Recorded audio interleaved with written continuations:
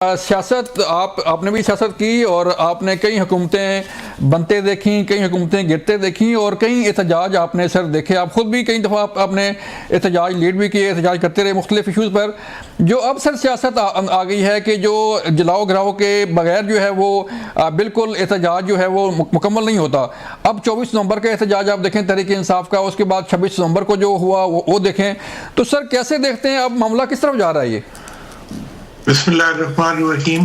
اکثر جو اس وقت سیاست ہے، دیکھیں اس سیاست کے بارے میں تو وزیر خزانہ اپنا بیان دے چکے ہیں. وہ کہہ رہے ہیں کہ اس ٹکراؤ کی سیاست کی وجہ سے ہمیں 190 بلین روزانہ کا نقصان ہو رہا ہے ملک کا، جو کہ یقینی طور پر ملک کا نقصان ہے، عام آدمی کا نقصان ہے اور غریب آدمی کا نقصان ہے. اس نقصان کی موجودگی جو ہے وہ اس چیز کی نشاندہی کر رہی ہے کہ اس وقت جو بھی سیاست ملک میں ہو رہی ہے اس سیاست کی وجہ سے ہی یہ نقصان ہو رہا ہے. اب اس سیاست کے دو فریق ہیں، ایک اپوزیشن ہے اور ایک حکومت ہے. حکومت کہتی ہے کہ اپوزیشن اس کی ذمہ دار ہے اور اپوزیشن کہتی ہے کہ حکومت اس کی ذمہ دار ہے. اور میرے جیسے افراد جنہیں صرف اور غرض جو ہے اس وقت پاکستان سے اور اس ملک کے غریب عوام سے، جی ہاں، پاکستان کا ہی نہیں ہے سر، ہم کہتے ہیں دونوں اس کے قصوروار. جی وجہ اس کی یہ ہے کہ دیکھیں صلح اتالی تو دو ہاتھ سے بچتی ہے نا، ٹھیک ہے نا جی.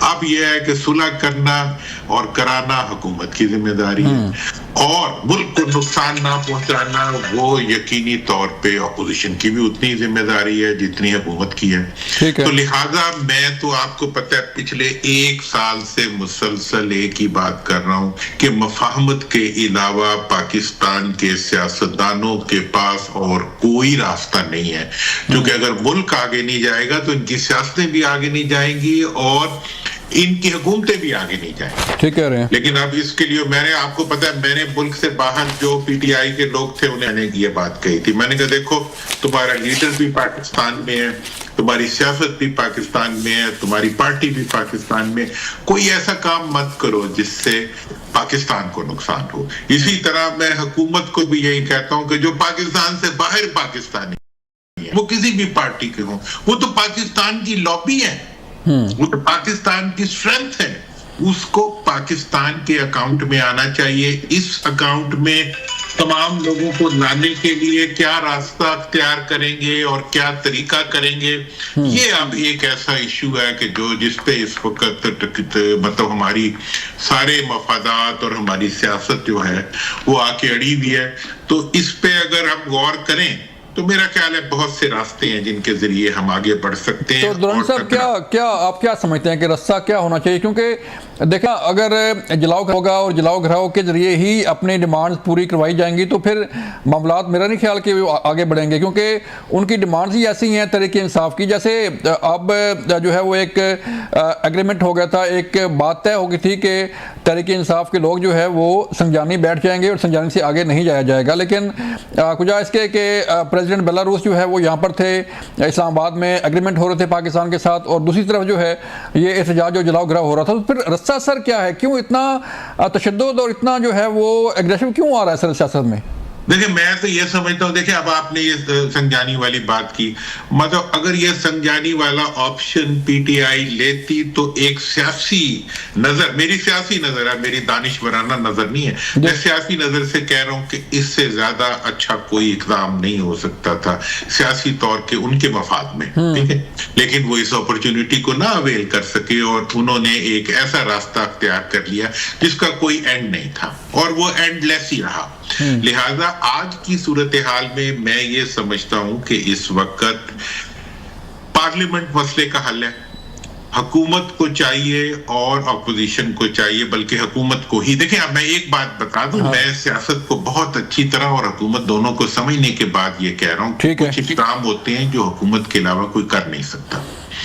وہ اقدامات حکومت کو ہی کرنا پڑتے ہیں. بھٹو صاحب سے لے کے آج تک جتنے بھی حکومتیں رہی ہیں انہوں نے یہ کام کی ہیں.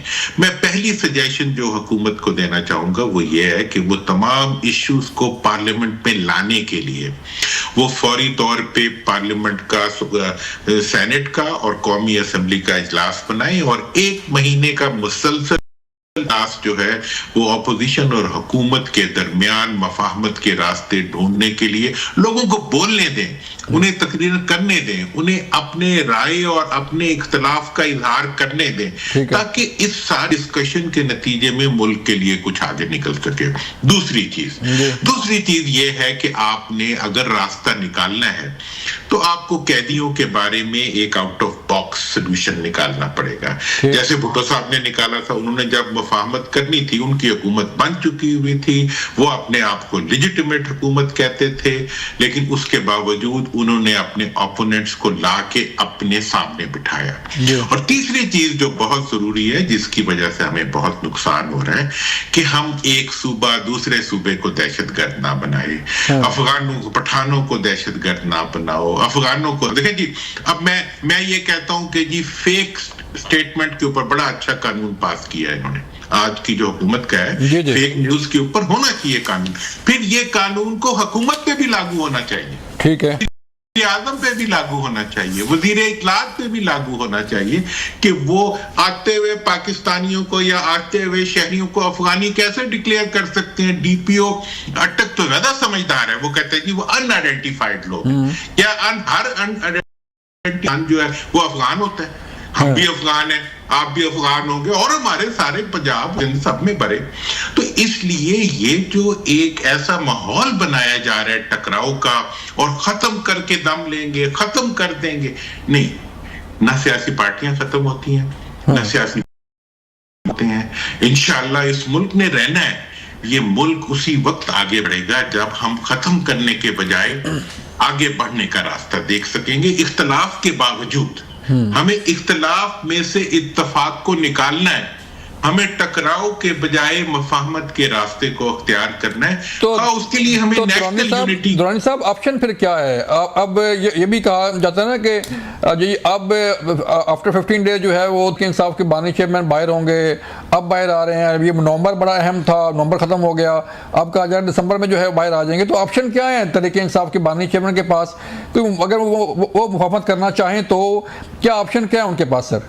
لیکن میں تو سمجھتا ہوں ان کے پاس ایک تو یہ آپشن ہے کہ یہ جو مطلب جو چھوٹی قسم کی اور تہلکہ خیزی اور یہ ہنگامہ آرائی پیدا کرنے والی خبریں اور چھوٹی چھوٹی جو یہ ٹک ٹاکس ہیں، ان سے حکومت اور اپوزیشن دونوں بچیں، کیونکہ یہ جو فیک نیوز ہوتی ہے اور ایک ہیجانی کیفیت پیدا کرنے کے بعد ویوز لینا اور ویوز کے نتیجے میں اس کی مالی منفعت لینا، اس کی وجہ سے عوام میں ان پہ اعتماد کم ہو رہا ہے۔ ہمارے دوست ہیں سارے، لیکن میں انہیں یہی سجیسٹ کروں گا کہ وہ کریڈیبل رہیں، ہر چیز کریڈیبلٹی پہ چلتی ہے۔